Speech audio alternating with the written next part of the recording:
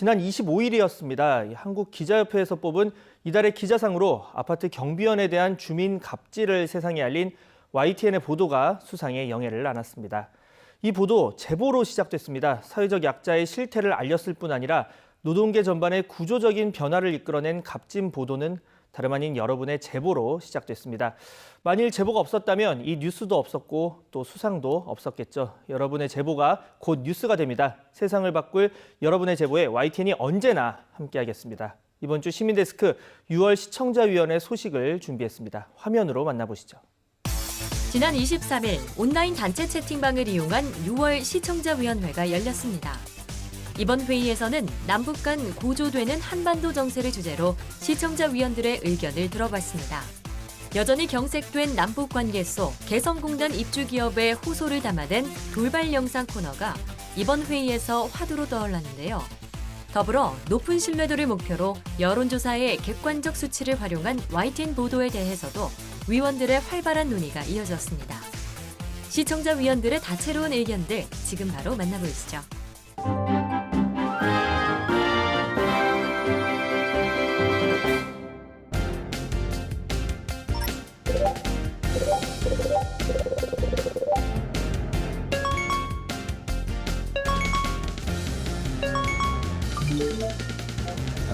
한반도 평화 프로세스가 좀 어려워진 상황이 됐습니다. 불확실성이 커지는 그런 위태로운 상황. 그만큼 미디어의 역할이 더 중요해지는 시기입니다. 코로나 방역, 그리고 이로 인한 경제적인 어려움 같은 것, 극복해야 될 과제가 총력을 집중해도 쉽지 않은 상황인데 더 큰 과제 하나가 얹어졌습니다. 그만큼 언론의 믿음직한 역할이 중요해졌다고 볼 수 있는데 최근 옥스퍼드 대학 로이터 저널리즘 연구소의 각국 언론 신뢰도 조사 결과 우리나라가 4년 연속 최하위를 했다는 소식 마음이 아픕니다. 보도 전문 채널 YTN은 이러한 척박한 환경에서 그래도 건강한 언론으로서의 균형추 역할을 해야 한다는 책무를 더 느낍니다. 언론의 자유와 책임, 그 어느 때보다도 중요한 시점이고 그래서 제대로 된 언론으로서의 책임을 더 강하게 요구받는 시기입니다. 시민사회의 목소리에 늘 귀 기울이려 합니다. 오늘도 우리 시청자위원님들 목소리를 경청해서 지혜를 얻도록 하겠습니다. 감사합니다.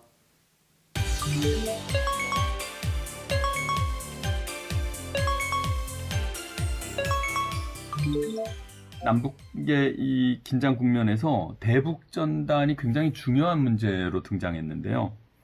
대북전단에 대해서 우리가 자주 거론은 했지만 실제 영상에서 실체를 본 적은 별로 없는 것 같습니다. 주로 뉴스에서는 사람들이 피켓을 들고 구호를 외치거나 아니면 풍선을 공중에 날리는 이런 장면을 주로 보여줬었죠. 그러다 보니까 시청자들은 이 대북전단에 대해서 좀 막연하고 피상적인 인식을 갖게 되는데요.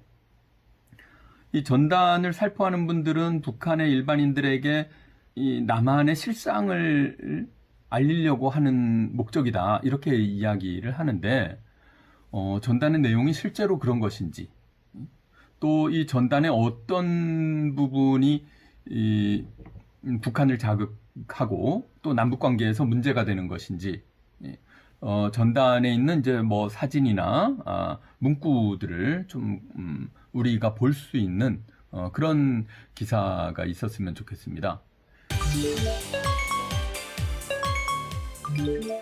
이제 남북 공동연락사무소 폭파뿐 아니라 대남 전단 살포를 예고하고 그다음에 확성기를 재설치하고 이런 여러 가지 남북관계 긴장이 지금 굉장히 심한 상태입니다.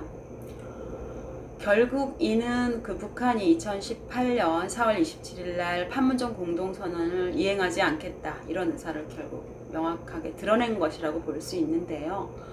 이러한 상황에서 대남 전단 살포, 그리고 또 우리 남한이 하는 대북 전단 살포에 대해서 국민들이 어떻게 생각하는가, 그리고 대북 정책이 어떻게 가야 되는가, 이거에 대해서 단순히 뭐 전문가 의견을 말하는 것이 아니라 YTN이 리얼미터에 의뢰해서 나온 객관적인 데이터를 가지고 그 데이터에 기반해서 현재 국민들의 인식이 어떻다 이렇게 발표를 해주셨는데 그 부분은 굉장히 신뢰감이 있고 객관적인 통계이기 때문에 정말 YTN의 보도는 역시 믿을만하다 이런 느낌을 받았습니다. 그 보도 내용을 보면 강경책이나 유아책이 모두 다 이제 상승했고 특히 강경책이 유아책보다 더 우세했는데 그런 여러 가지 현재 남북관계 상황을 잘 대변한 것으로 보이고 또한 그 여론조사 결과도 각 지역에 따라서 예를 들면 뭐 경남이나 또 다른 경기권 지역이냐 또 어느 정당을 지지하는 거냐에 따라서 이렇게 또 분석을 하고 그래픽으로 화면에 보여주셨는데 그 부분이 굉장히 시청자들이 이해하기 쉽게 다가왔습니다.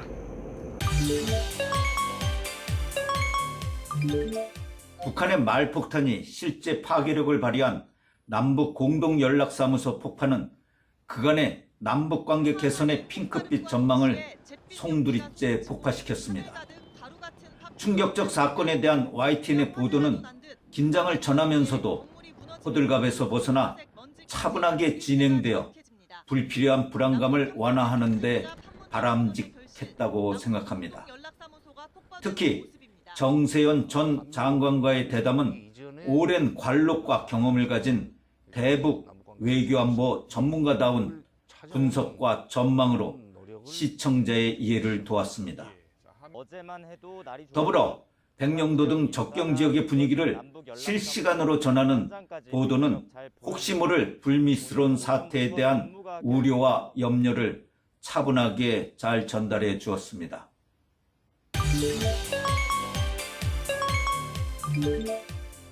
최근에 대북 전단 문제로 인해서 촉발된 남북 관계의 급속한 냉각, 관계의 악화 이 국면에서 우리 YTN이 어떤 역할을 하고 있는지 혹시라도 문제점은 없는지 조금 살펴봤습니다. 현재 진행되고 있는 이 남북 관계의 문제를 현황별로 YTN이 잘 전달하고 있다고 생각이 듭니다.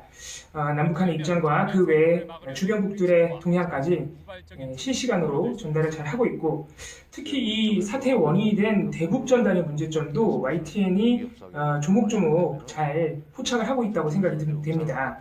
지금 이러한 상황에서도 사실 YTN의 어떤 채널의 특성 그리고 YTN만이 가지는 책무 이런 부분 때문에 사실 어떤 이슈에서든지 나오기 마련인 지적들이 있죠.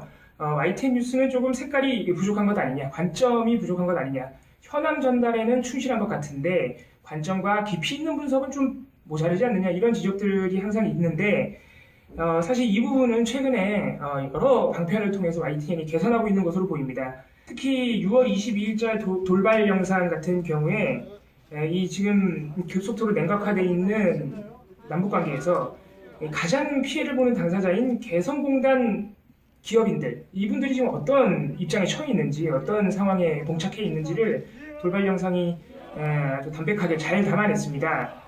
이 개성공단 기업인 비상대책위원회가 사태를 악화시킨 북한 그리고 역시 또 하나의 책임 소재라고 할 수 있는 미국 그리고 어떤 적극적인 움직임을 보여주신 한국 정부까지 이제 총체적으로 비판을 하시면서 이 너무너무 어려운 이 개성공단 기업인들에 대해서 빠른 조치가 나와야 함을 강조하셨는데 이 입장을 짧은 영상 안에서 잘 전달을 했고 또 사실 이 직접적 당사자인 이 개성공단 기업인들의 목소리가 사실 외면받기 일쑤였는데 YTN이 돌발 영상을 통해서 시청자 여러분께 잘 알렸다고 생각이 듭니다. 남북관계 관련 뉴스가 굉장히 많이 나오는데 사실 이 부분은 많은 시청자들, 저를 포함해서 잘 몰랐던 부분인데 개성공단 기업인들이 어떤 상황에 처해 있는지 YTN 덕분에 잘 알게 됐습니다. 그분들의 심정을 잘 알게 된 것 같습니다. 그 내용을 보면 개성공단 입주기업 대표께서 남북관계 현재 원인이 우리 정부가 약속을 지키지 않았고 합의된 걸 이행하지 않았기 때문이다 이렇게 멘트를 했습니다. 그것은 현재의 여러 가지 정세 봤을 때 과연 남북관계 경색이 우리 정부가 합의를 이행하지 않았기 때문이라고 단정할 수 있을까 싶어서 굉장히 저는 부정적으로 보았고요. 그 부분에 대해서는 조금 잘못된 건 아닌가 이런 생각을 했습니다. 이번 회의의 주제는 최근의 남북 긴장 관계와 관련한 YTN의 보도에 대해서 검토해 보는 것이었습니다. 저는 이제 이런 그 쟁점과 관련해서 보도를 할 때의 언어 표현 사용에 대해서 검토를 해봤습니다. 그 결과 우리가 이제 잊혀져 가던 기성세대들에게는 익숙하지만 요즘 그 젊은 그 세대에게는 좀 익숙하지 않은 삐라라고 하는 표현을 종종 우리가 YTN 방송에서 들을 수 있게 되었다라고 하는 그 이제 여러분들도 느끼고 계실 부분을 좀 말씀을 드리려고 하는데요.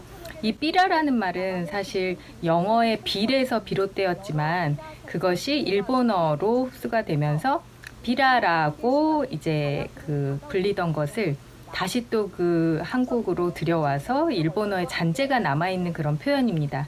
어떤 경우에 나타나냐면 주로 패널들을 모셨을 때 연세가 좀 있으신 패널들이 나오셨을 때 그런 표현을 쓰시고 또 앵커 역할을 하시는 분조차도 삐라라고 했다가 아니다 전단지 이런 식으로 이제 고쳐서 말씀하시기도 하고요. 조금 전에 말씀드린 것처럼 북한에서는 아직 그런 삐라라고 하는 표현을 쓰고 있기 때문에 그 표현이 중앙 조선방송이라든지 노동신문이라든지 하는 이런 것을 직접 인용하게 되면서 노출이 되게 됩니다. 되도록 전단이라고 하는 우리의 표현으로 바꾸어서 표현을 하시면 좋을 것 같습니다. 그 최근에 우리나라 언론에서도 많이 보도가 되고 있는 그 미국 전 백악관 안보보좌관 존 볼튼의 회고록 그것이 이제 곧 출판을 앞두고 있는 상황에서 그 내용이 미국을 포함을 해서 미국은 물론이고 우리나라에도 부분적으로 공개가 되고 있습니다. 아마도 이제 핵심적인 내용들은 모두 공개가 된 것으로 보이는데 사실상 그 책 제목도 뭐 그 일이 있던 방 이렇게 돼 있죠. 그래서 그 제목 자체도 그렇고 그 내용이 우리나라와 관련이 되는 그런 내용들이 많이 들어있기 때문에 우리나라 언론에서도 관심을 많이 갖는 것은 당연하고 우리 국민들도 관심을 많이 가지고 있는 것 같습니다. 우리 YTN의 방송의 경우 예를 들어서 이제 뉴스가 있는 저녁 같은 경우 변상욱 앵커의 노련한 진행이 물론 있어서 또 그럴 수도 있겠습니다만은 그런 그 강경 매파인 존 볼튼이라고 하는 사람의 회고록이라고 하는 점 그런 특유한 어떤 그 그냥 보통 회고록과 그냥 유사한 그런 회고록과 그 같은 동일선상에서 볼 수 없는 그런 차원의 것 이런 것들을 잘 짚어주셨다는 점에서 제가 보기에는 좀 좋은 보도였다고 생각이 됩니다. 전반적으로 관련 내용에서 YTN의 보도는 무리가 없었다고 보여지고 적어도 최소한 객관적인 보도가 있었다고 저 생각이 되는데 한 가지 아쉬운 점 한 가지만 말씀을 드리자면은 물론 그 책 제목도 그렇듯이 이 한반도 문제가 중심이 되는 그런 책 내용이라고 볼 수도 있지만 그 이외에도 다른 내용들이 많이 또 있습니다. 미국의 그 외교 전략과 관련돼서 민감한 그런 이야기들, 그 다음에 그 중국과의 관계, 그 다음에 중앙 정부 말고 중국의 그 위구르족이라든가 이런 것들 그런 관련 문제들이라든가 그 다음에 그 트럼프 대통령의 어떤 그 스타일 같은 것들을 묘사해주는 그런 것들이라든가 하여간 미국 입장에서는 한반도 문제 이외에 다른 것들도 또 많이 내용이 들어가 있습니다. 한반도 문제 이외에 다른 문제들도 같이 좀 비중은 물론 다르겠지만 많이 그 언론에서 보도가 됐었다면은 어땠을까라고 하는 그런 생각을 하게 됐습니다.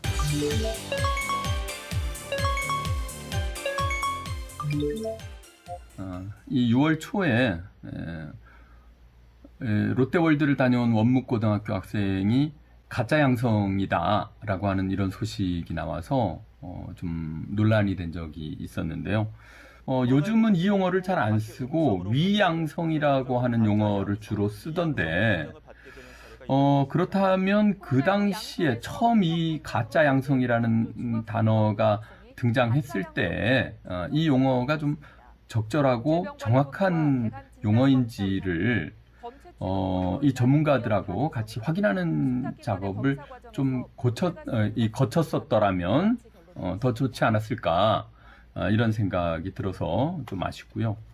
뉴스를 보다 보면 정치인들이 어떤 행사를 하거나 회의를 할 때 마스크 쓰는 상황이 다들 이렇게 제각각입니다. 안 쓰는 사람들도 많고요.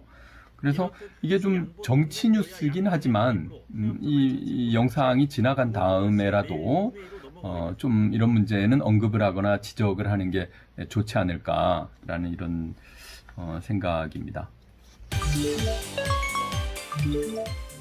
남북 관계와 관련한 그 요새 뉴스와 함께 계속해서 지속적으로 우리가 듣게 되는 뉴스로는 코로나19 관련한 뉴스가 있겠는데요. 최근 들어서 상황이 또 심각해지기 시작하면서 N차 감염이라고 하는 표현도 많이 나오게 되는데 사실 이 N차라고 하는 것은 수학 용어에서 비롯된 것이라서 잘 어떤 뜻인지 바로 알아듣지 못하시는 경우가 많은 것 같습니다. 이런 경우에도 예를 들면 확장 감염이라든지 하는 그런 이제 쉽게 알아들을 수 있는 코로나19와 관련한 용어들을 쓰도록 노력을 좀 해야겠습니다. 인사청문회법에 대해서 보겠습니다. 더불어민주당 홍영표 의원이 국회 인사청문회 고위공직 후보자에 대한 그 도덕성 검증을 비공개로 하자. 그리고 공직윤리청문회와 영양청문회로 나눠서 영양청문회만 공개로 하자. 이런 법안을 발의를 했습니다. 사실 우리가 그동안 많은 고위공직 후보자들의 인사청문을 보면서 과도한 신상설기나 또한 무슨 인신공격 이런 게 너무 많았고 따라서 많은 사람들이 좀 공직을 기피한다든지 또 국회가 그걸로 인해서 정쟁의 도구로 돼서 파행이 된다든지 또 정치불신이 일어난 여러 가지 역기능을 사실 우리 국민들이 보아왔습니다. 따라서 인사청문회의 어떤 개선이 필요하다는 건 많은 국민이 공감을 하고 있을 텐데요. 다만 그럼에도 불구하고 그렇다면 그 고위공직으로 나가는 사람들이 도덕적인 윤리적인 면에서 어떻게 살아왔는지 국민의 알 권리가 침해되는 그런 부정적인 면이 또 있습니다. 따라서 앞으로 이 개정안이 어떤 식으로 개정이 돼야 올바르게 가는 것인지 그러한 도움을 받기 위해서는 YTN이 다른 나라의 인사청문회 제도를 한번 특집을 마련해서 방송해 주시면 어떨까 이런 제안을 드립니다. 우리 언론 보도는 사실관계는 다시 한번 팩트체크해야 하며 비틀어봐야 하는 편가르기의 저널리즘 비평 대상이 되었습니다. 사이비, 유언비어를 가짜뉴스라 칭하며 뉴스 보도의 반열에 올려 오히려 뉴스도 진짜와 가짜가 있어 걸러봐야 한다는 인식을 뉴스 소비자에게 심어놨습니다. 검사장과 기자 혹은 특정 매체의 유착이라면 될 것을 검언 유착이라 표현하여 언론이 권력과 특정 집단에 유착하고 있는 것처럼 실토하고 말았습니다.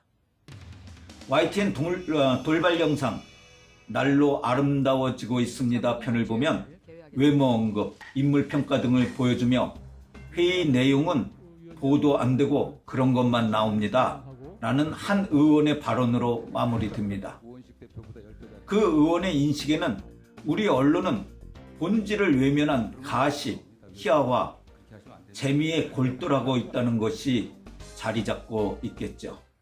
이것을 본 시청자들은 우리 언론의 가벼움을 다시 각인할 것입니다.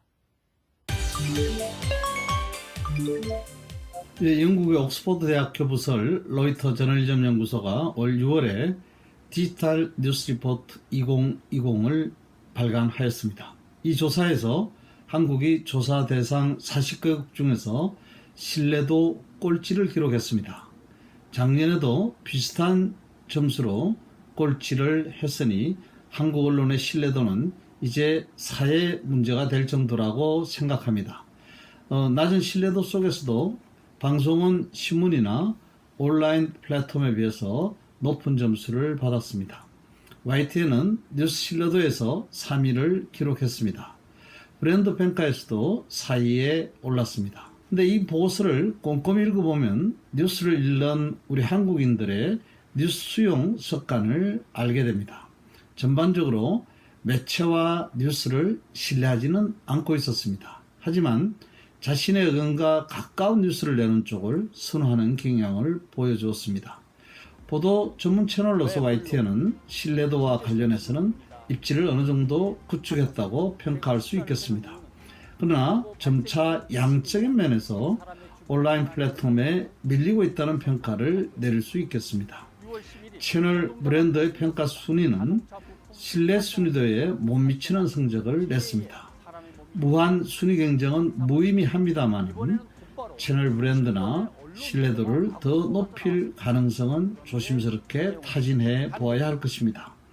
온라인 플랫폼에 대응할 온라인 유통 방식에 대한 고민도 좀 더 필요해 보입니다. 낮은 신뢰도, 확정 편향적 뉴스 수용 등을 교정할 수 있는 방안을 YTN이 상시적으로 고민하고 직접 실천해 나가기를 당부드립니다.